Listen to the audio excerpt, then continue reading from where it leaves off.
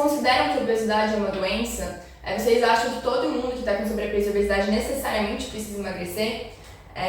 Eu acho interessante a gente exercitar um pouquinho, né, esse nosso senso crítico antes de assistir um vídeo, né? Porque daí a gente consegue analisar qual é a nossa opinião em relação aos dados que eu vou trazer para vocês e também um pouco da minha opinião, né? Daquilo que eu estou construindo aí com os meus estudos em relação à forma de tratar a obesidade na minha perspectiva. Olá pessoal, muito prazer, meu nome é Letícia Hildebrand e por aqui a gente fala um pouquinho sobre alimentação mais saudável, sobre um estilo de vida mais inteligente na busca por um equilíbrio emocional, pelo bem-estar, né, físico e mental. Hoje, nesse vídeo especificamente, a gente vai falar sobre um tema um pouco polêmico, mas muito necessário, que é exatamente sobre o sobrepeso e a obesidade. Hoje a gente também vai responder se todo mundo que está com sobrepeso e obesidade realmente precisa emagrecer. Sempre surge aquela grande polêmica de que existe muita gente magrinha por aí, com os exames laboratoriais todos alterados, e tem muitas pessoas com sobrepeso e obesidade que muitas vezes estão com os exames laboratoriais aí até que enquadrados dentro do que seria esperado. Mas será que só os exames laboratoriais são suficientes para resolver se alguma pessoa precisa ou não perder peso? Vamos descobrir comigo hoje, tá legal? E caso vocês se sintam confortáveis, fiquem à vontade para colocar a opinião de vocês antes ou depois de assistir o vídeo a respeito desse assunto. Para começar, como este canal busca justamente fazer essa associação entre o nosso estilo de vida, a nossa alimentação com a nossa saúde mental, eu acho muito válido trazer um pouquinho do que a ciência, né, diz, porque a gente tem um pouquinho de evidências em relação à associação entre obesidade e a ansiedade e a depressão. Já se sabe que existe uma relação bidirecional entre essas patologias, né? Então, muitas vezes, pessoas que são obesas acabam por desenvolver ansiedade e depressão, ou então a ansiedade e a depressão, com as suas características patológicas, elas acabam alterando o comportamento alimentar e desencadeando, então, talvez uma obesidade. A ciência fala sobre a ansiedade no sentido de bloquear a fome. Então, assim, a gente libera vários hormônios relacionados ao estresse, né, que bloqueiam, então, temporariamente esse apetite. No entanto, o nosso corpo nunca é único, né, ele não trabalha de uma maneira unicamente, ele trabalha vários processos ao mesmo tempo. Então, ao mesmo tempo que em alguns momentos essa ansiedade vai ativar um sistema ali de luta ou fuga e vai abrir pra gente essa liberação de hormônios estressantes que vai suprimir o nosso apetite, em outros momentos o cérebro ele consegue entender que determinados alimentos presentes na nossa memória, principalmente memória afetiva, tem a capacidade de diminuir essa sensação de mal-estar que a ansiedade gera na gente, né? A ansiedade, a tristeza, enfim, qualquer sentimento negativo que a gente possa sentir ao longo do dia. Por isso, em alguns momentos, quando as pessoas denominam que estão se sentindo ansiosas e falam que têm vontade de comer, é porque o cérebro trabalha num processo de lembrança e de saber que se você comer aquilo, ele vai ter uma recompensa momentânea de sensação de prazer, de bem-estar, que vai competir com esse sintoma da ansiedade em si.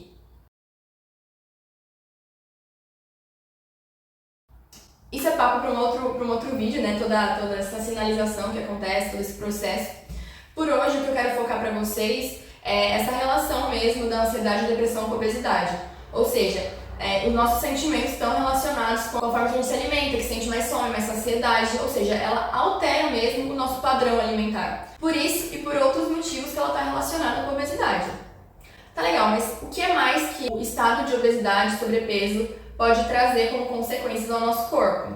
Já se sabe que a obesidade está muito relacionada com as doenças crônicas não transmissíveis, que seriam a hipertensão, o diabetes, as dislipidemias, né, colesterol alto que o pessoal fala. Também se sabe que a obesidade visceral, né, ou seja, a obesidade que se localiza centralizada mais na nossa região abdominal, ela está relacionada com o aumento do risco cardiovascular.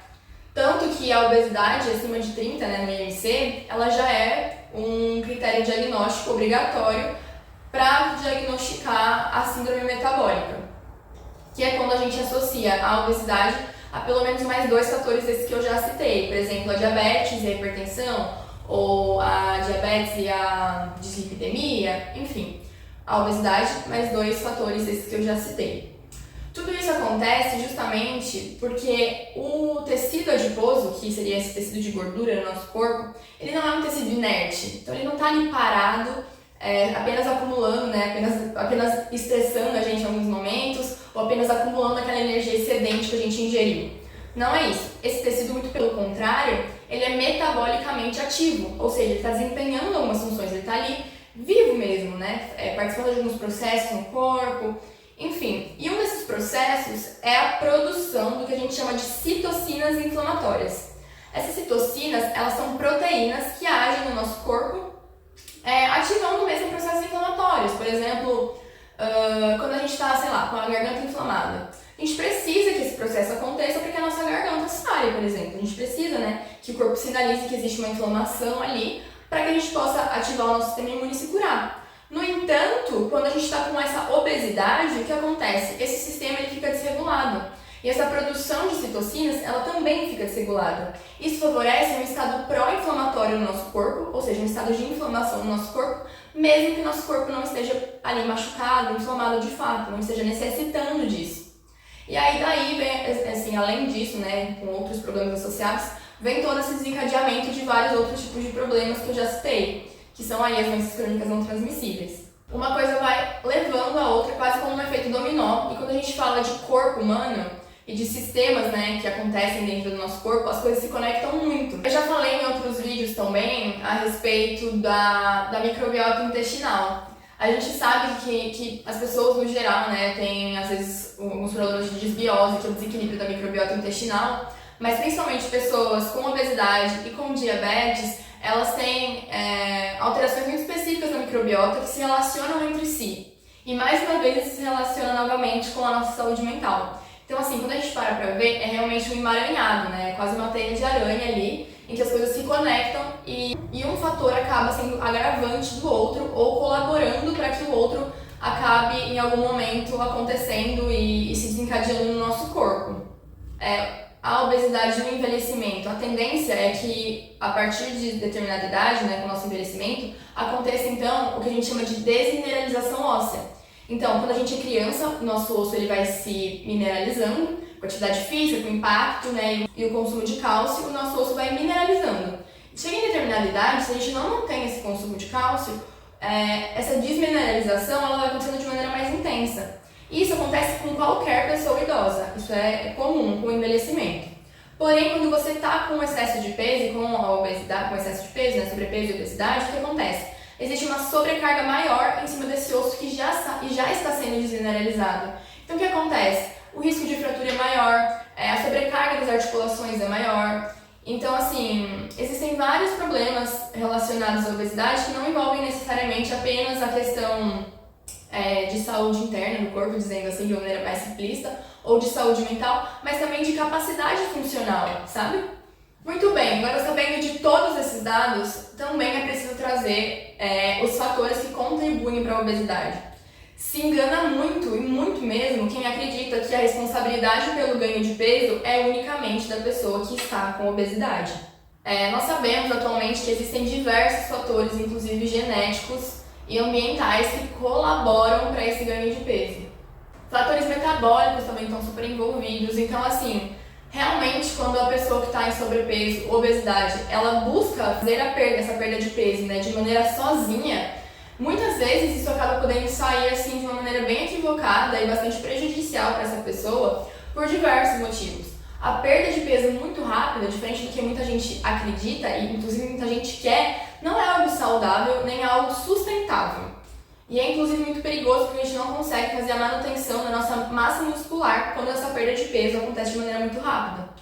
Outra coisa que acontece, quando essa perda de peso é muito rápida e sem acompanhamento para a mudança real dos hábitos dessa pessoa, né, sem esse acompanhamento, inclusive dos fatores psicológicos envolvidos nesse emagrecimento, muitas vezes a pessoa se torna o que a gente chama de dietista, que é uma pessoa que faz diversas dietas ao longo da vida. E muitas vezes ela pode até conseguir, né, ter essa perda de peso, mas acaba tendo o reganho de peso, que a gente chama de efeito sanfona. Acho que todo mundo conhece, né, esse nome ficou bastante popularizado aí na internet durante um tempo, e acho que hoje em dia muita gente conhece o que se chama de efeito sanfona, que é perder e ganhar o peso, né? Então você fica nesse looping de perde peso, reganha, perde, reganha, justamente pela sua adoção inadequada de dietas não sustentáveis. Sabe-se também que essa história de ganhar e perder peso também está relacionada com as doenças crônicas não transmissíveis. Também está relacionado com o aumento da resistência à insulina, com a lesão das nossas veias, relacionado com a tendência a reganhar mais peso do que aquilo que a gente já tinha perdido, devido a fatores de alteração do nosso metabolismo mesmo.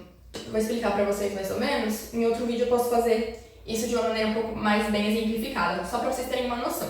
Então, a gente tem uma faixa que a gente chama de metabolismo basal. O que é o nosso metabolismo basal? É a quantidade de energia que a gente gasta para ficar ali, ó, deitadinho na cama, apenas respirando. Então, assim, vamos considerar que você não vai trabalhar, não vai levar seus filhos na escola, não vai passear com o cachorro, você vai ficar só deitadinho respirando. E esse é nosso metabolismo basal, é a quantidade de energia que a gente gasta sem nenhuma atividade. Ela fica mais ou menos aqui, ó. Daí o que acontece? Você não passa o dia inteiro apenas deitado respirando, certo? Você tem as suas atividades do dia a dia. E aí, o que acontece? Esse basal nunca é só o que a gente gasta, a gente gasta acima dele. Então a gente tem lá as nossas atividades, a gente levou o cachorro pra passear, a gente foi buscar o filho na escola, teve que dirigir, foi caminhando, sei lá, até a padaria. Enfim, até a questão de lavar a louça, escovar o dente, tudo isso já tá acima do seu basal. Você já tá gastando energia para além de ficar deitado, certo? E aí o que acontece? As pessoas imaginam que para emagrecer a gente precisa jogar essa caloria abaixo do basal. E não é nada disso. Por quê? Porque a gente precisaria era trabalhar, ó, nessa faixa que está acima. Então vamos supor que você, né, tem esse gasto aqui. Então se você comer um pouquinho a menos do que você gasta, teoricamente você já está gastando mais do que você está consumindo e esse emagrecimento viria. No entanto, quando as pessoas, sem acompanhamento do nutricionista, por exemplo, elas ingerem uma quantidade de alimento inferior à energia necessária do nosso basal, então aqui, estaria aqui, a pessoa está comendo aqui. O nosso organismo para e pensa, opa, essa quantidade de comida que ela está me oferecendo não é suficiente para me manter ao longo do dia. Desse jeito eu não vou aguentar. E daí o que o organismo faz? Ele pega esse basal que estava aqui e joga aqui.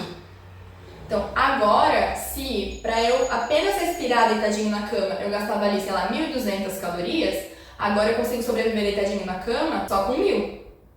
E aí o que acontece? A gente vai trabalhar agora aqui, na faixa menor. E a nossa quantidade de déficit calórico vai ter que ser ainda maior para que a gente consiga emagrecer. Nosso metabolismo, ele fica mais lento. E todo mundo, eu acho que todo mundo tem essa relação, né? De que quanto mais lento o metabolismo, mais difícil mesmo a gente conseguir perder peso. Se antes eu teria que diminuir uma quantidade de calorias ali de 200 a 300 calorias, eu vou ter que diminuir muito mais agora. Porque eu comecei a trabalhar numa faixa menor de metabolismo. Se antes eu comia uma quantidade de comida ali aceitável, eu tenho que diminuir essa quantidade. Por isso que as pessoas sentem que tem que comer cada vez menos, que não podem comer nada. Justamente porque não foi feito esse acompanhamento com um profissional para trabalhar na faixa de segurança, para trabalhar ali de um jeito que seja sustentável ao longo do tempo. É óbvio que ninguém consegue comer pouquíssimo sem se estressar, sem ficar com dor de cabeça, sem ter sintoma de compulsão depois. Isso não é sustentável.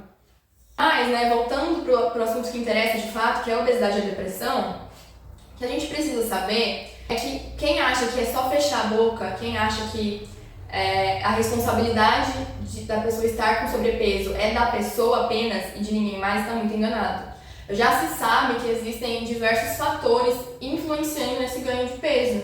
Entre eles, o próprio metabolismo, né, dessas dietas irregulares, ou do metabolismo normal da pessoa mesmo, da genética, de fatores ambientais, de fatores emocionais, como eu já tinha comentado com vocês.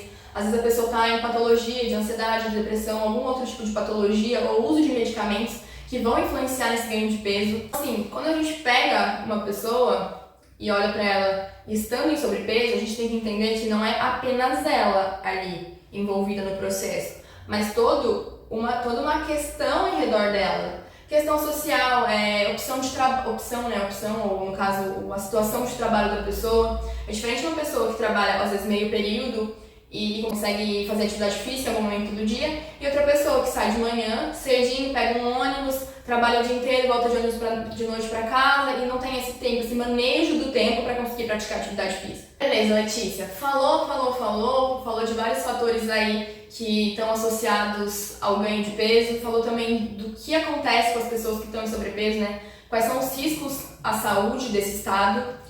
Mas afinal de contas você não respondeu. Então todas as pessoas, independente do exame laboratorial, precisam perder peso?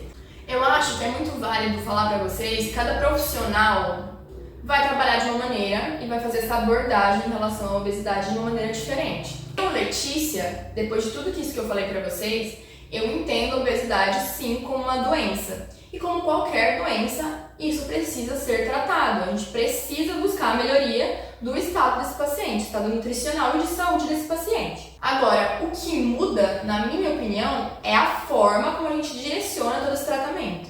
Existem profissionais e profissionais. Eu vou contar para vocês uma história de uma médica endocrinologista que foi dar ali uma palestra. Na verdade, ela foi participar de um encontro da Liga Universitária de Alimentação e Nutrição da UFTM, que eu faço parte. E ela foi a professora, né, no caso ali a convidada do dia, para falar um pouquinho sobre diabetes.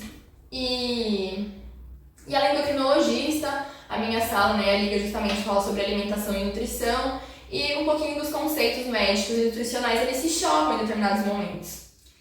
E a forma dela trabalhar com a obesidade é muito diferente daquela que eu acredito ser a maneira ideal de trabalhar com a obesidade. O intuito do encontro, como eu falei para vocês, era justamente falar um pouquinho sobre a patologia da diabetes, o manejo do diabetes. Esse assunto se desdobrou na obesidade, que, como eu falei para vocês, é um dos fatores que causam mesmo agravamento ou o desencadeamento da diabetes no corpo, né? E aí a forma como essa endocrinologista, ela tratava os pacientes ia completamente em desacordo com os meus valores.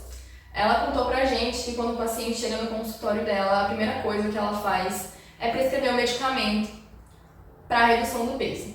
Porque pra mim isso não faz sentido.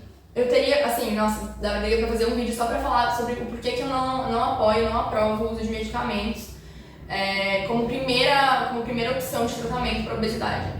Pelas questões dos efeitos colaterais dos medicamentos, que embora a gente saiba que existe sim ali uma ação dele nessa regulação da fome e da saciedade no corpo, ele também traz aí como consequência alguns efeitos colaterais, entre eles náuseas, vômitos, né, a sensação de enjoo mesmo no corpo humano.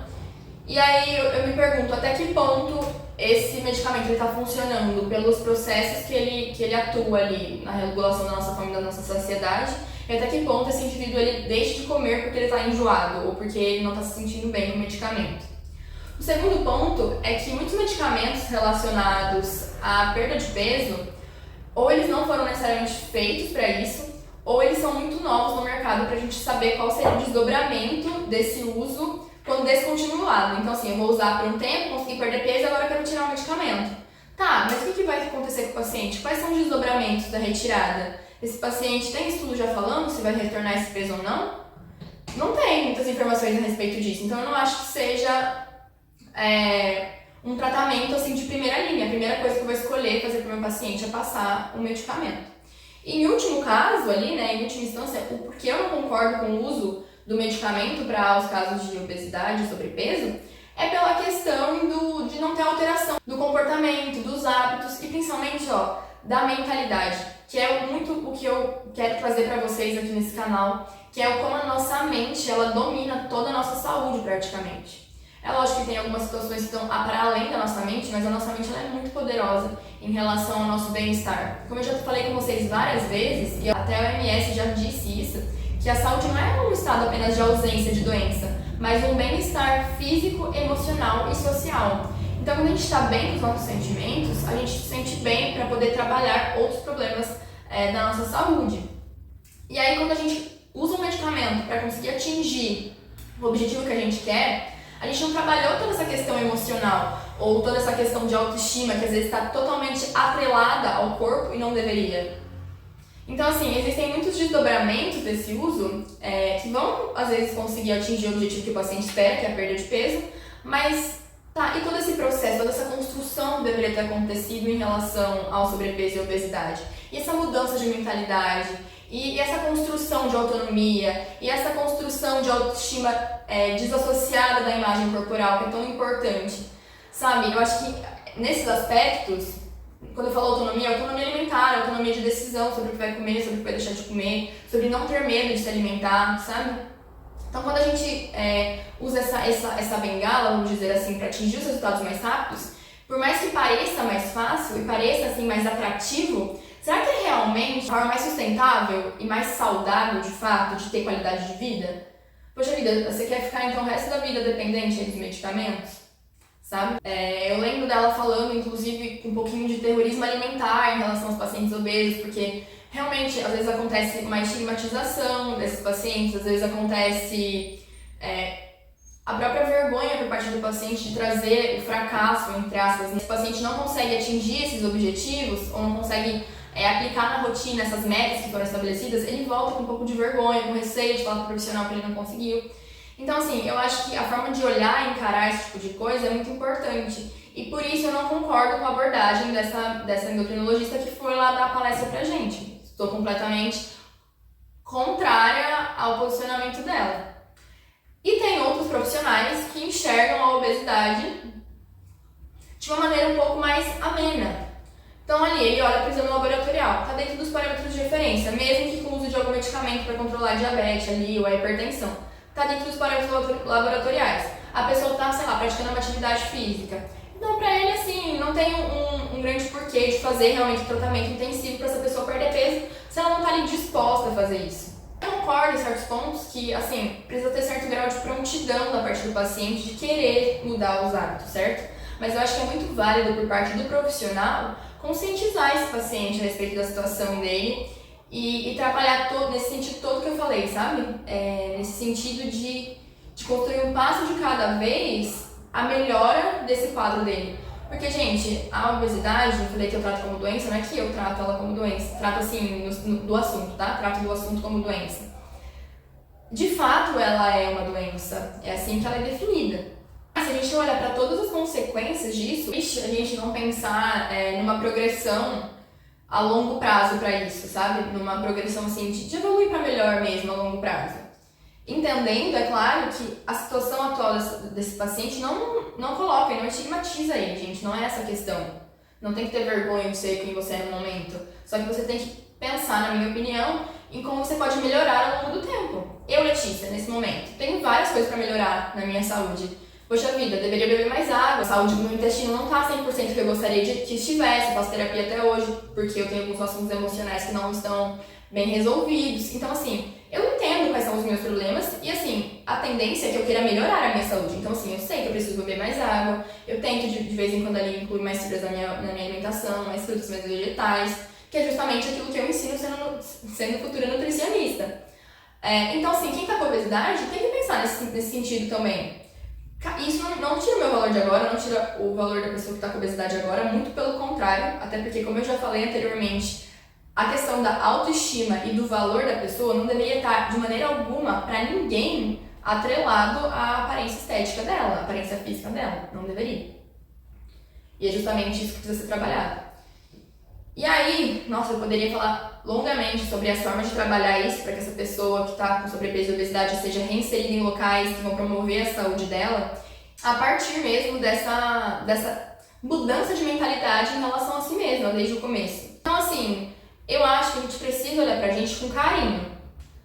Não com culpa, não com vergonha pelo estado que a gente está, não, com carinho. E por se amar, buscar essa melhora. E por se amar, entender que o seu valor não está atrelado à sua estética. Mas isso precisa sim ser trabalhado. E aí, como eu falei, tem profissionais que trabalham isso de uma maneira mais amena, acho que não precisa, esse exame laboratorial tá dentro, beleza, tá dentro do parâmetro, beleza. E tem profissional que acha que tem que tratar ferozmente para estar emagrecendo ali, sei lá, 10 quilos em 2 meses ou menos.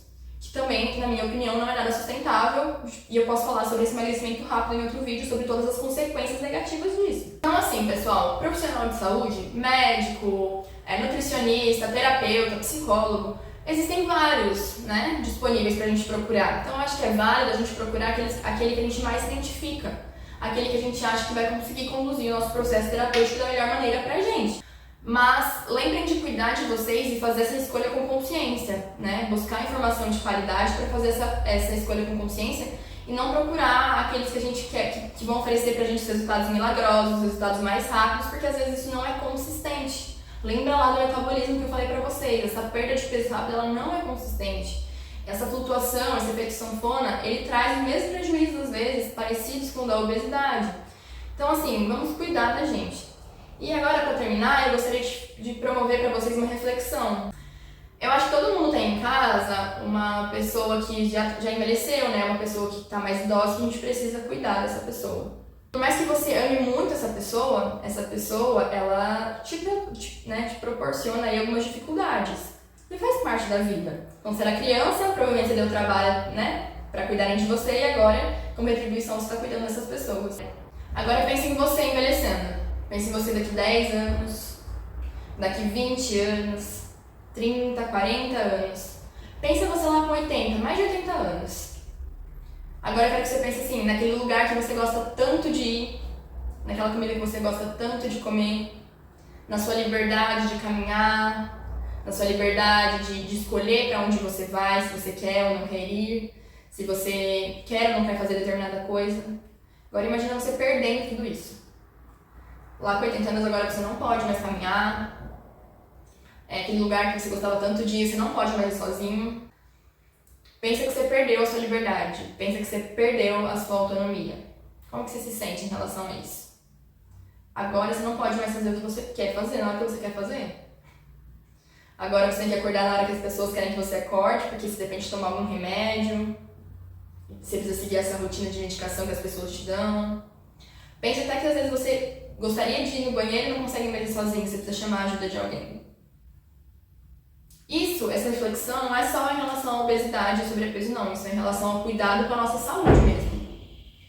Em relação à prática de atividade física, em relação ao cuidado com a nossa alimentação, em relação ao cuidado com a nossa saúde mental. Tudo isso é fator determinante para a forma que a gente vai envelhecer. E assim, eu sei que por mais que a gente ame as pessoas que a gente cuida hoje em dia, a gente gostaria muito que elas pudessem fazer por elas mesmas. A gente não gostaria que elas tivessem perdido a autonomia que elas têm. E eu tenho certeza que você não vai querer envelhecer e perder essa autonomia também. E é óbvio que existem alguns fatores que são alheios a nós, né? Não está no nosso controle. Mas aquilo que está no nosso controle, se a gente tem ali a chance de envelhecer melhor, de chegar lá bem, por que não fazer? Né? Por que não envelhecer bem? Eu queria trazer mesmo a relação, não necessariamente em relação à obesidade, mas em relação ao nosso cuidado com a nossa saúde. E essa escolha a gente não faz amanhã nem depois de amanhã, a gente faz hoje, a gente faz todo dia que a gente acorda. Se a gente foi presenteado com um corpo que se movimenta, que tem duas pernas para correr, que tem braço aí para abraçar, a gente precisa celebrar e respeitar isso de uma maneira que a gente consiga manter isso pelo máximo de tempo possível. É zelar mesmo pelo nosso corpo, né? Zelar pelo presente que nos ofereceram quando a gente chegou na Terra. Eu agradeço a atenção de vocês até agora, espero que vocês tenham entendido um pouquinho da minha visão e acompanhem mais vídeos por aqui. Obrigada, gente. Tchau, tchau.